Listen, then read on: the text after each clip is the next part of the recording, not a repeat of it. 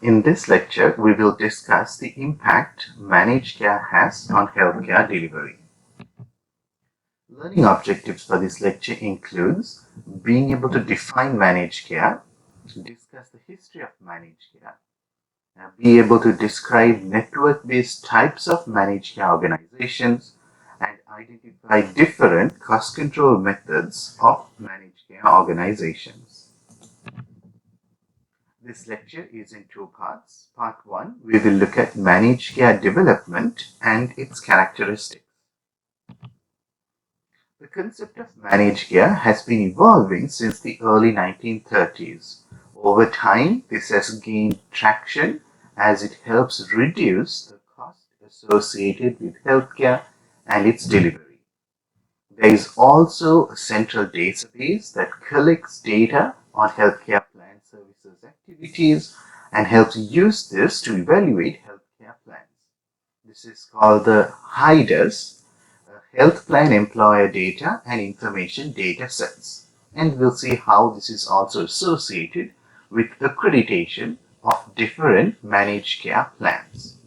Although the submission is voluntary, almost all healthcare plans provide data to this database and that is accessible to other managed care plans and also to providers.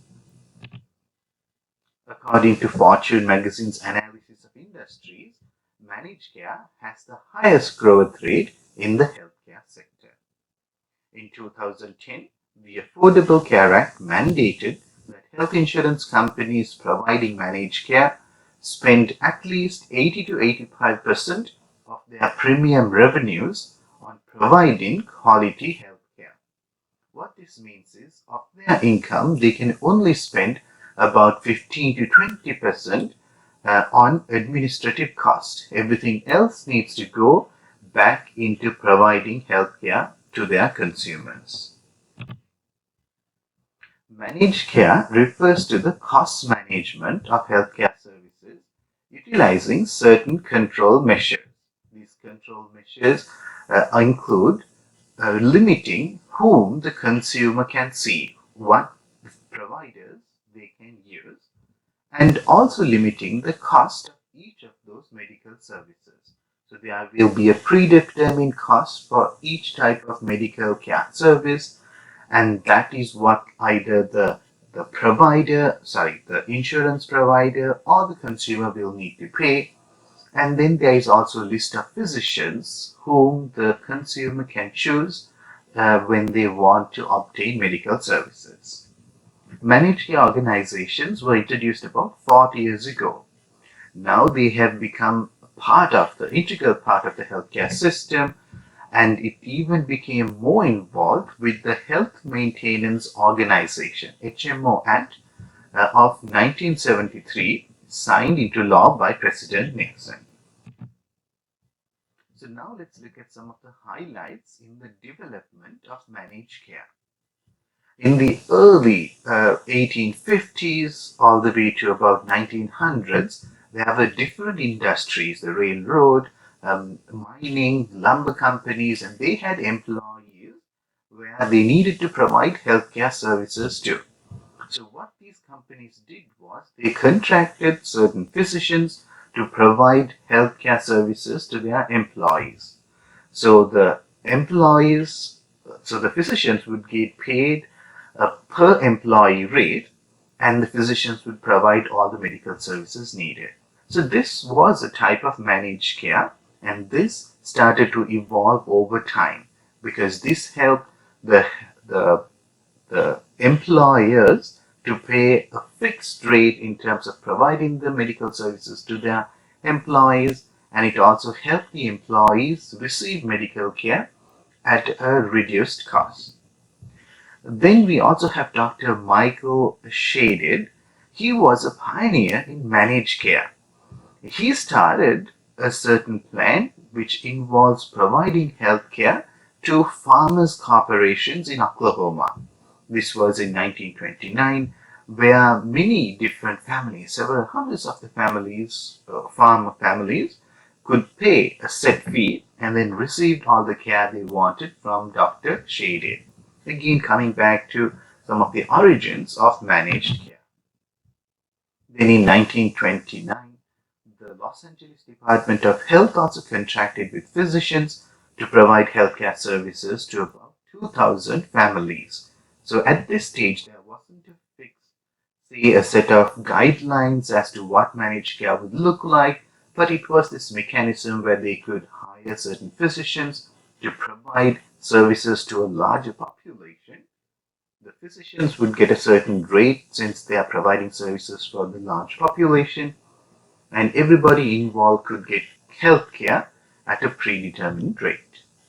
Then in 1933, Dr. Sidney Garfield, he contracted about 5,000 construction workers for a prepaid healthcare plan.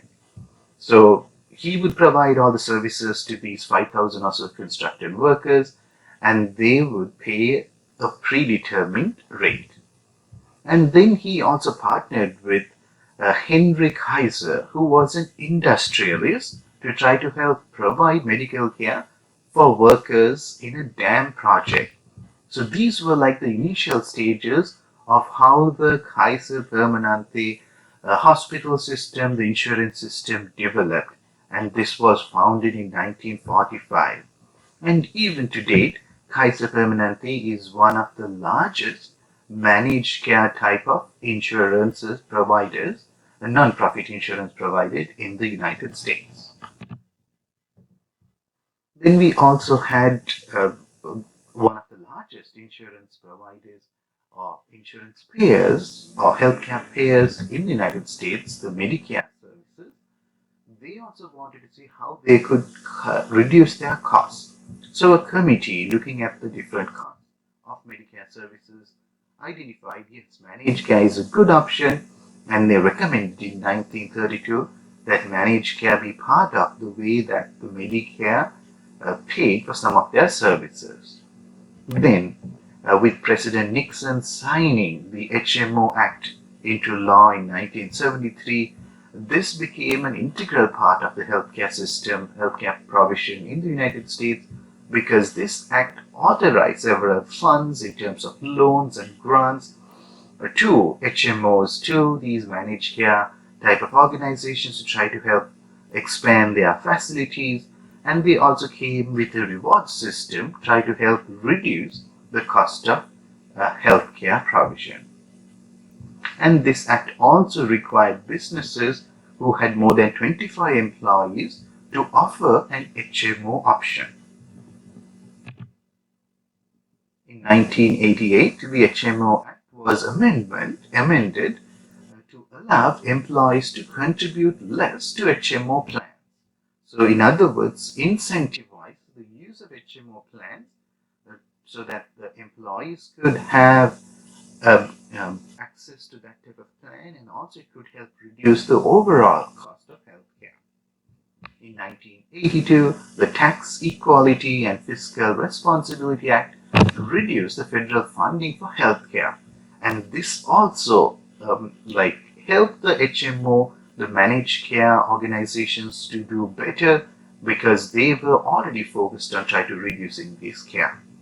And then we'll also see later on how Medicare and Medicaid also got into this, where they tried to use the managed care system, maybe even made certain plans as options for their consumers to try to see if they can reduce the overall cost.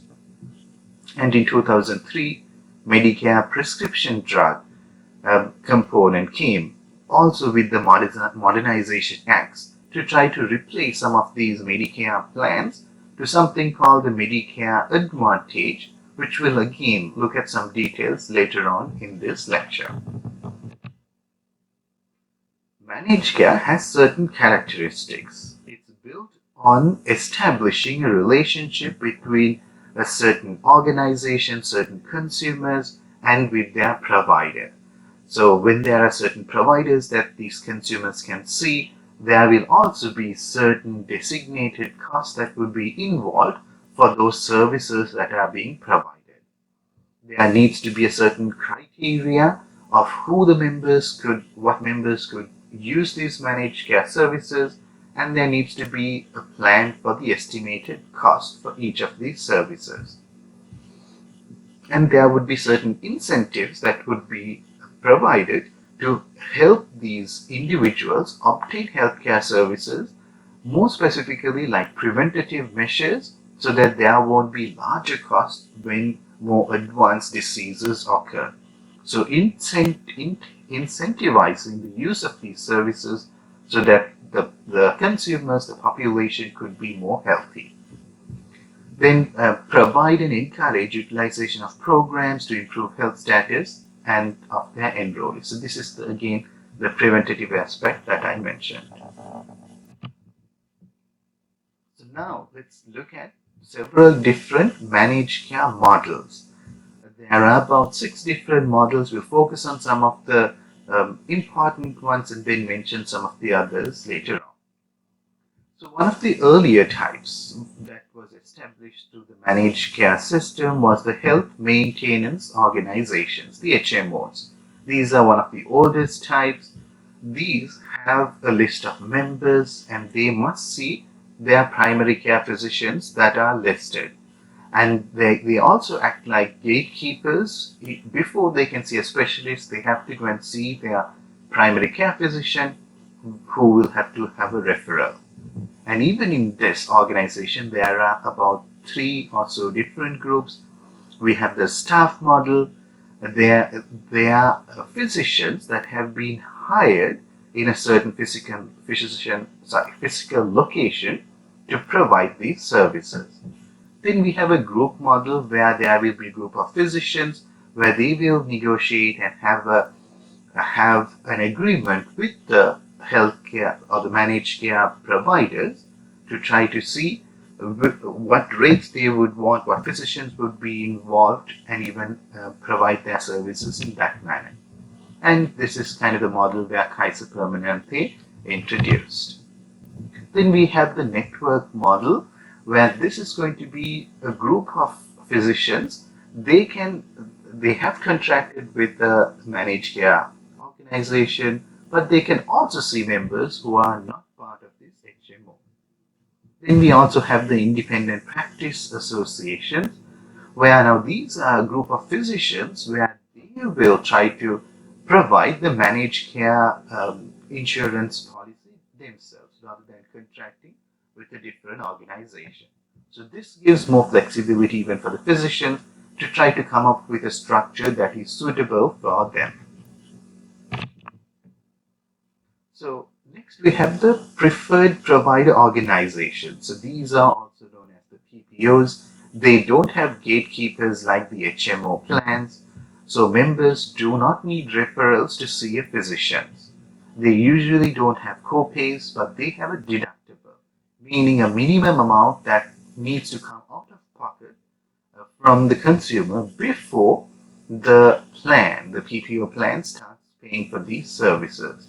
And they will have fixed amounts for each of the services, and there will be a cost sharing that occurs. It's a discounted rate that is offered for the members, but the members will also have to pay certain amount for each of those services.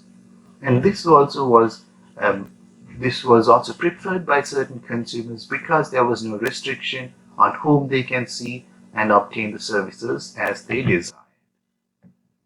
Then we have the exclusive provider organizations, the EPOs. They are similar to PPO, but they have certain restrictions on like what physicians could be seen, what are the certain services that the consumers can have. So it was almost like a hybrid of the HMO and the PPO plan to try to provide more flexibility and help reduce certain costs.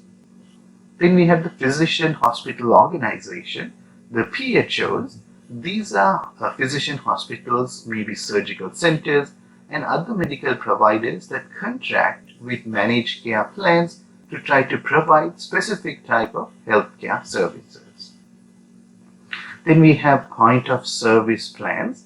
These are again plans that will have a certain amount, a fixed amount designated for those services, so consumers can have that particular service or that particular medical service for a predetermined rate.